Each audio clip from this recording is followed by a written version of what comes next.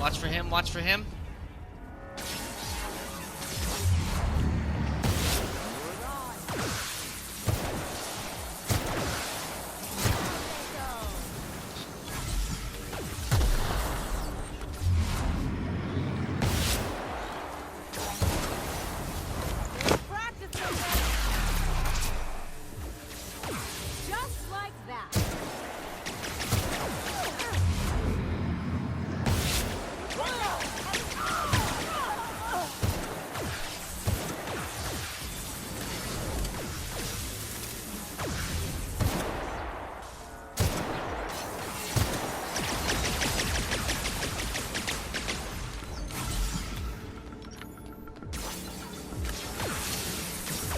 Okay.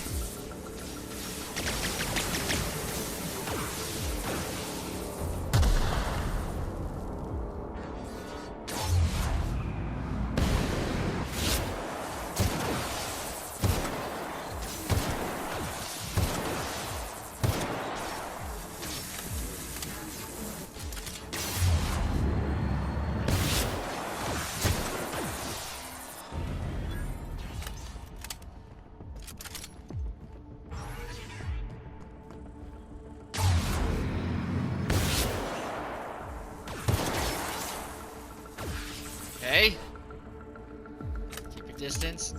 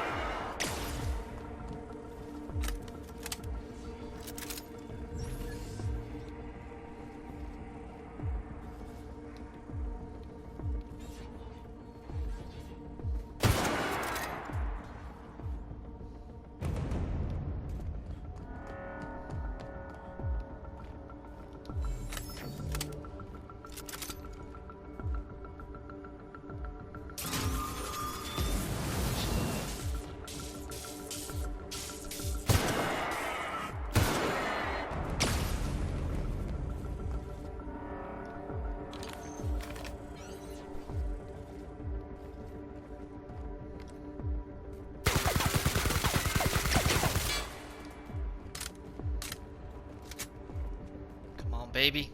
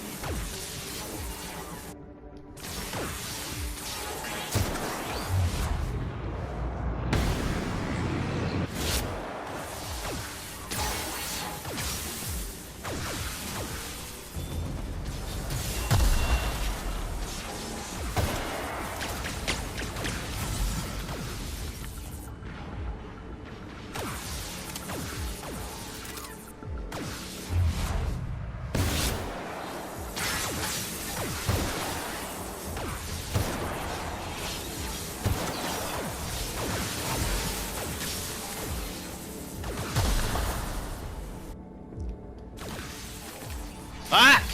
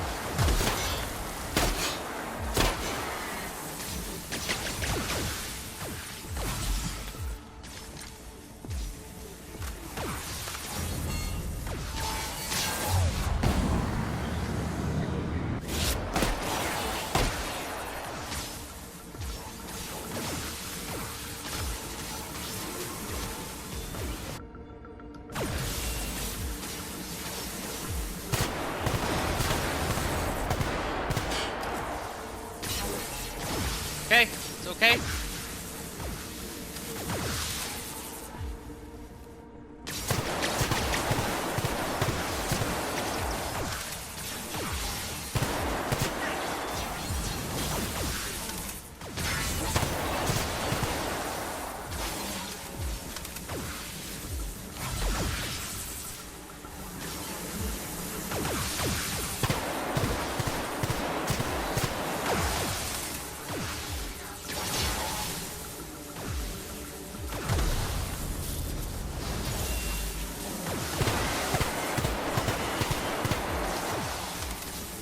Shit!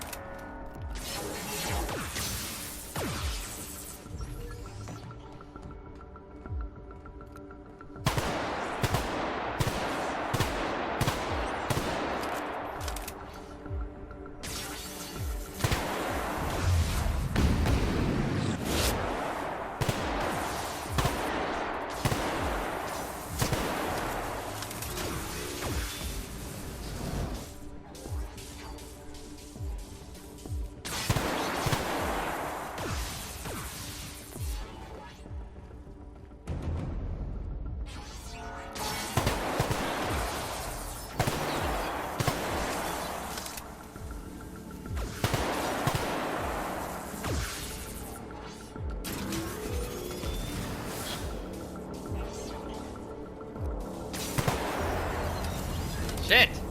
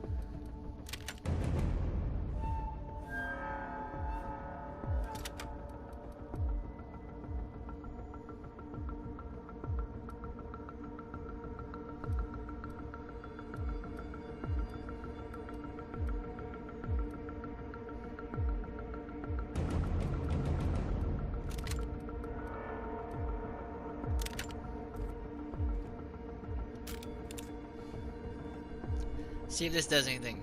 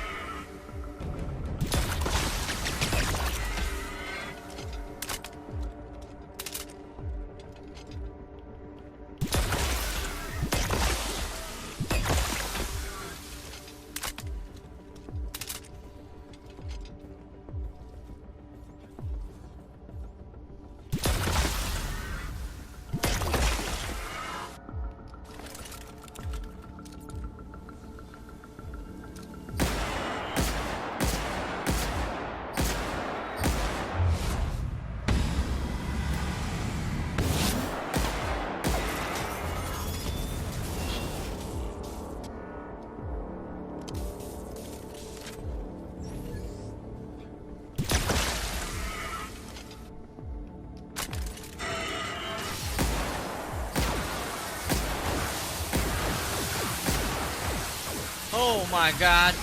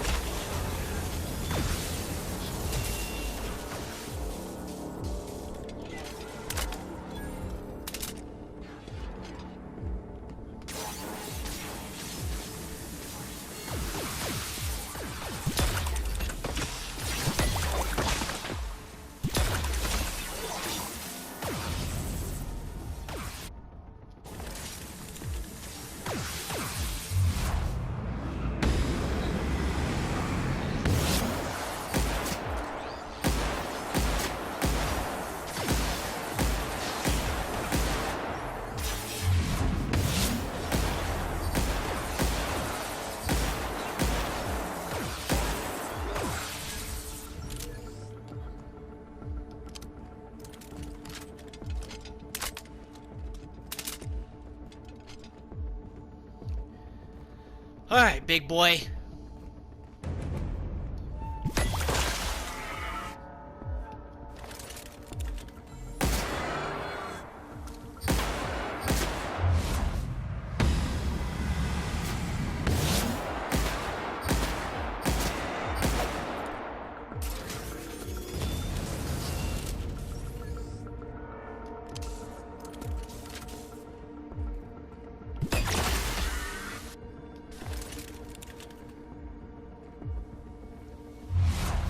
Game over.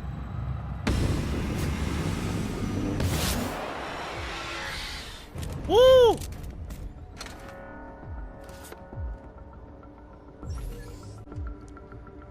Alright.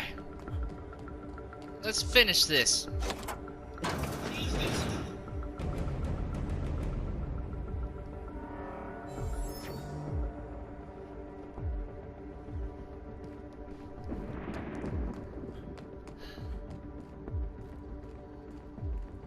Use 20 health things.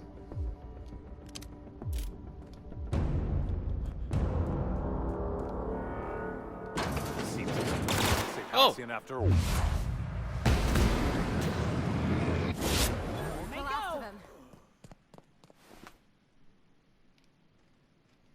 Get me out of here!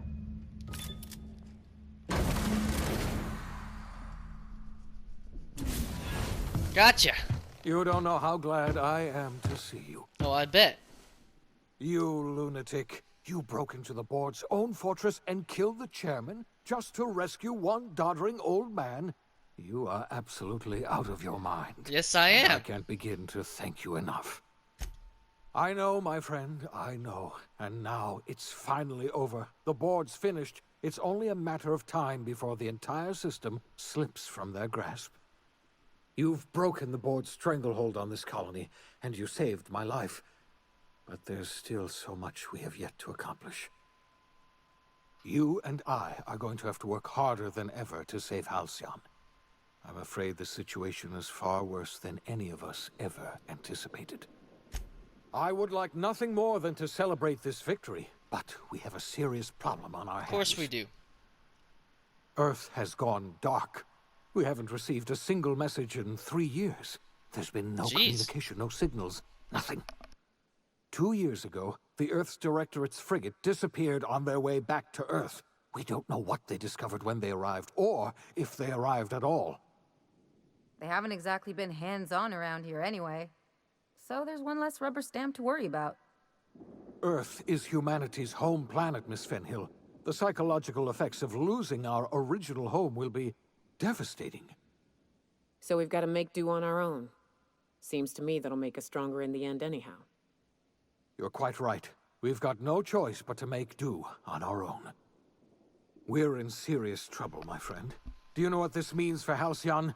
What? We can't rely on Earth for support anymore. We've been cut loose. We're entirely on our own. We have a lot of work ahead of us. We'd best get started. Yes, we do. You've done a marvelous thing. You've succeeded where anyone else would have failed, including me. We must begin the revival process immediately, starting with the hope's brightest minds, and then we're going to fix this damn colony, one problem at a time. We're going to need a leader, and I can't imagine a better person for the job than you. What do you say, old friend? Will you help us?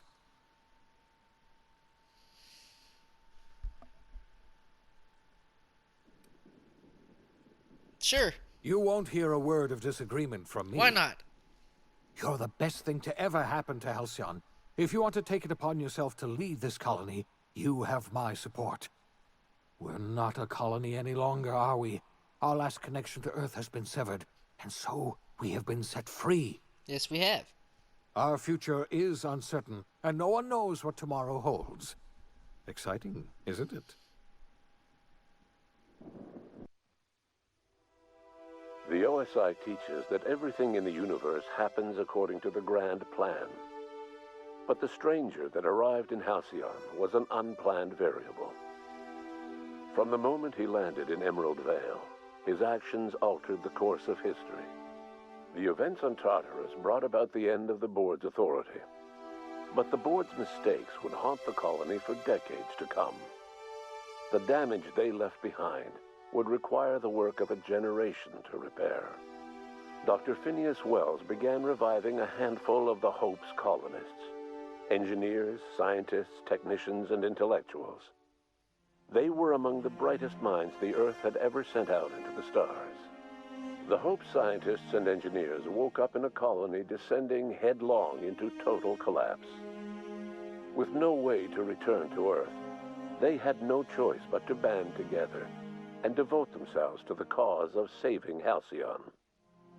The people of Halcyon were nothing if not hardy.